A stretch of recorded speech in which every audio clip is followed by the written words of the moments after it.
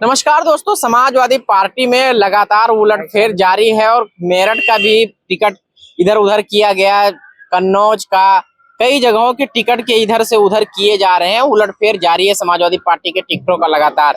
और अब बदायूं से शिवपाल यादव वहां से चुनाव लड़ने जा रहे थे, पूरी तैयारियां हो चुकी थी, प्रचार भी जोरों शोर से हो रहे थे। फिर अचानक खबर आती है कि वो भी अपना टिकट वापस कर रहे हैं और अपने बेटे को चुनावी मैदान में उतारना चाह रहे हैं।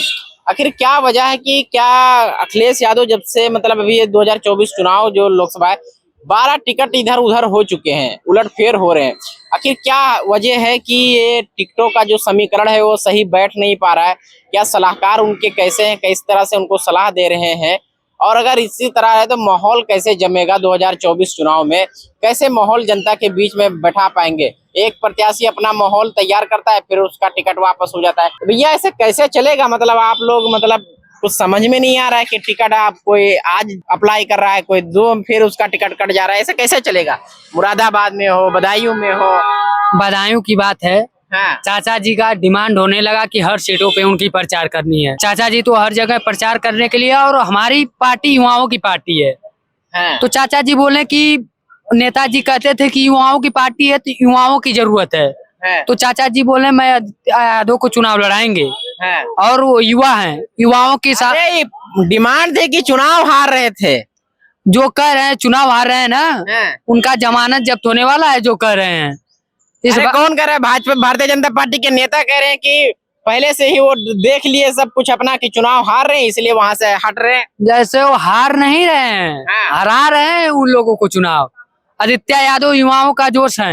हाँ। युवाओं का, ये हमारे समाजवादी पार्टी युवाओं की पार्टी है, ये गरीबों की पार्टी है, अल्पसंख्यकों की पार्टी है, पिछड़ों की पार्टी है, दलितों की पार्टी है। और हमारे माननीय राष्ट्रीय अध्यक्ष अखिलेश यादव जी और चाचा शिवपाल यादव जी चुनाव इस बार वो बदायूं से इसलिए आए कि उनको हर सीटों पे प्रचार करने का बात हो रही है।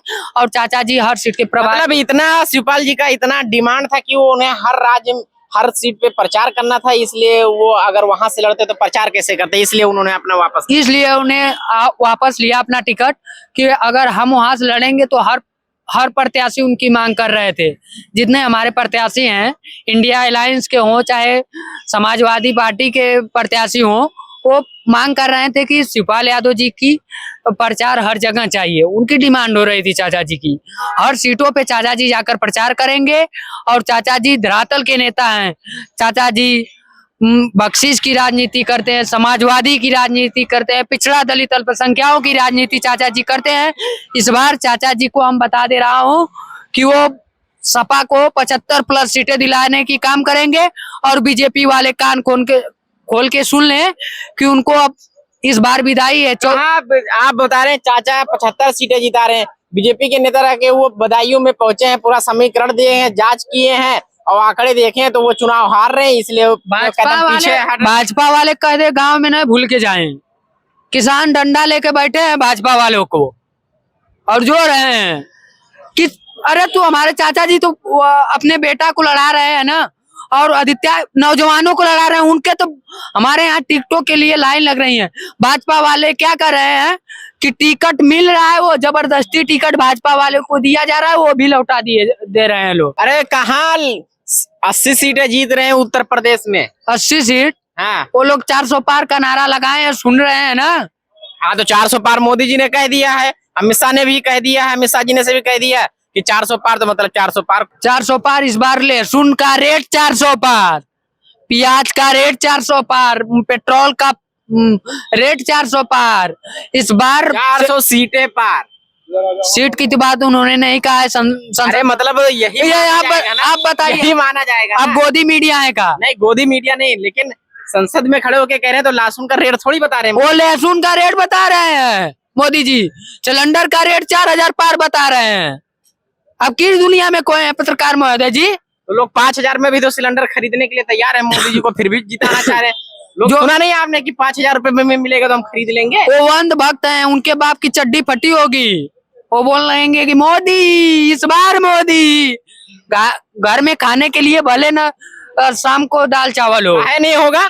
80 करोड़ लोगों को राशन मिल रहा है, उसी में उनको भी नहीं मिलता होगा क्या? 5 किलो राशन पे इतना गुमान करत हूँ। अब जो 5 कुंटल खेतवा में साड़ चढ़ जाता वहाँ के दे का मोदी अपने घर से ला कर दे रहे हैं कि अब बताइए ना चाहिए हमें किसानों हमें नहीं चाहिए 5 किलो राशन वो सिलेंडर कर दे 400 रुपया का नहीं चाहिए हमें 5 किलो सिलेंडर पे इतना जब महंगा होगा तब भी तो देश का विकास होगा। पैसा जब जनता देगी नहीं तो विकास कहाँ से होगा? का विकास हुआ है? 10 काम गिनाइए मोदी जी का, 10 काम गिनाइए। 2 करोड़ रोजगार देने के लिए हर साल कर रहे थे तो रोजगार। आपको आप कितना पढ़े तो आपको रोजगार मिलना चाहिए? हम बीए किया हूँ। कहाँ से किए हैं आप? हमने आशा पीजी कॉलेज सिकड़ी से। तो आपने कोई अप्लाई किया तो जहाँ पे आपको नौकरी नहीं मिली? भैया आप इसी उम्र में राजनीति में आ गए तो नौकरी कब करोगे? अगर यूपीपी का भरे होते ना तो हम पहले वहां जान रहे थे कि 500 रुपया नुकसान जाए। या कोई पेपर बीजेपी वाले तो करा नहीं पाते हैं, जो कराते हैं लीक। उत्तर प्रदेश का नाम तो मैंने बोला ना कि जहाँ प्रश्न आने से पहले उत्तर आ जाता है, इसी को कहते हैं डिजिटल उत्तर प्रदेश। प्रश्न आने से पहले उत्तर आता है, यही उत्तर प्रदेश है। उत्तर प्रदेश में आपको ये नहीं मालूम 30 लाख 35 लाख नौकरियों का अवसर भी आने वाला है? पकौड़ा छानेंगे का आप भी? छानना हो तो बताइए। बोर्ड लगाए पूरे लखनऊ में 30 लाख 10 साल कहाँ थे? 10 साल कहाँ थे? और उन्होंने तो अब इन्वेस्टमेंट आएगा तब तो नौकरी आएगी। 80 करोड़ जनता को किसने राशन दिया? मोदी जी दे रहे हैं। और क्या? और बोर्ड पे क्या लिख रहे हैं सब? गोदी मीडिया क्या चला रही है कि योगी जी 80 करोड़ जनता को राशन दे रहे हैं। यूपी में 80 करोड़ है ही तो वो यूपी में 15 करोड़ 15 करोड़ तो योगी जी 80 करोड़ क्यों दिखा रहे हैं कि मैं 80 करोड़ राशन दिया हूँ? वो पूरे भारत का यार। योगी जी 24 करोड़ योगी जी का अपने घर से दे रहे हैं और वो राशन जो दे रहे हैं हमें नहीं चाहिए। उनके राशन कर दे 57 रुपया लीटर डीजल, कर दे 62 रुपया लीटर पेट्रोल। नहीं चाहिए उनका राशन, हमें नहीं स्वीकार है। किसान की आय दुगनी किए तो बताइए आप। किसान तो वहाँ धरने वरने बैठे थे। नौजवान भी धरने पे बैठ रहे हैं, छात्र भी धरने पे बैठ रहे हैं। कितना लोग धरने पे बैठे हैं? इस बार बीजेपी की विदाई तय है भैया। किस दुनिया में ये जो आप लोग विदाई की बीजेपी की विदाई बता रहे हैं, लेकिन यहाँ समाजवादी में तो टिकट ही अदल बदल हो रहा है। कभी वो अप्लाई कर रहे हैं, कभी वो अपना नाम वापस ले रहे हैं, कभी उनका नाम कट रहा है, कभी वो। चाहे तो ऐसे कैसे जीतेंगे? चाहे जो भी कुछ हो, इस बार 75 plus Samajwadi party India alliance. 12 टिकटों का हेर फेर हो चुका है अभी तक, इधर से उधर इधर से उधर। 12 ना 22 का हो जाए फिर भी इंडिया अलायंस की सरकार बनेगी इस बार। मतलब आप लोग गुमान में जी रहे हैं? गुमान में नहीं जी रहा हूँ। हम गरीबों की बात करते हैं, पिछड़ों की बात करते हैं, हम लोग नौजवानों की बात करते हैं। बीजेपी एक भी नौजवान का और रोजगार पे बात करे। अगर हम आपको बता दे रहा हूँ, अगर मोदी जी को बता दीजिए कि 6 मुद्दा से वो अपना ध्यान भटका लें, बीजेपी वाले 6 मुद्दा की बात ना करें तो एक मुद्दा पे चुनाव लड़ना है तो हम बीजेपी ज्वाइन कर लेंगे, कल के कल ज्वाइन करेंगे। कौन कौन से मुद्दे? हिंदू मुस्लिम, भारत पाकिस्तान। अरे आप कहा, इस बार तो भारत पाकिस्तान कुछ हो ही नहीं रहा, हिंदू मुसलमान भी नहीं हो रहा। हिंदू विकास के एजेंडे पे मोदी ये लड़ाई कौन सा विकास किए हैं बताइए? कौन सा विकास किए हैं मोदी जी? एजेंडा तो मोदी जी का विकास का ही है ना। मुसलमान का गोदी मीडिया वाली बात हो ही नहीं रहेगा। गोदी मीडिया वाली बात मत कीजिए ना। हिंदुस्तान आप मोदी मीडिया हो गए। नहीं, हिंदुस्तान पाकिस्तान का कोई मुद्दा ही नहीं अब से उठ रहा है चुनाव में। चुनावी चंदा ले रहे हैं, काहे ले रहे हैं? गाँव में सबसे ज्यादा हुआ है तो बीजेपी में हुआ है सबसे ज्यादा। उत्तर प्रदेश में कितने सीटें जीत रहे हैं आप लोग? 80 75। आपको कितना बार बताएं, 75 सीट जीत रहे हैं इस बार। और इस बार समाजवादी पार्टी इंडिया अलायंस की सरकार बनेगी और मोदी जी भी 75 सीटें की लोग बता रहे हैं कि 10 से 5 सीटों पे आप लोगों का मुकाबला है, बस इतना मतलब लड़ाई है समझिए। हम सीट गिना दें? 50 सीट तो ऐसे गिना देंगे कि बीजेपी की जहां लड़ाई नहीं है।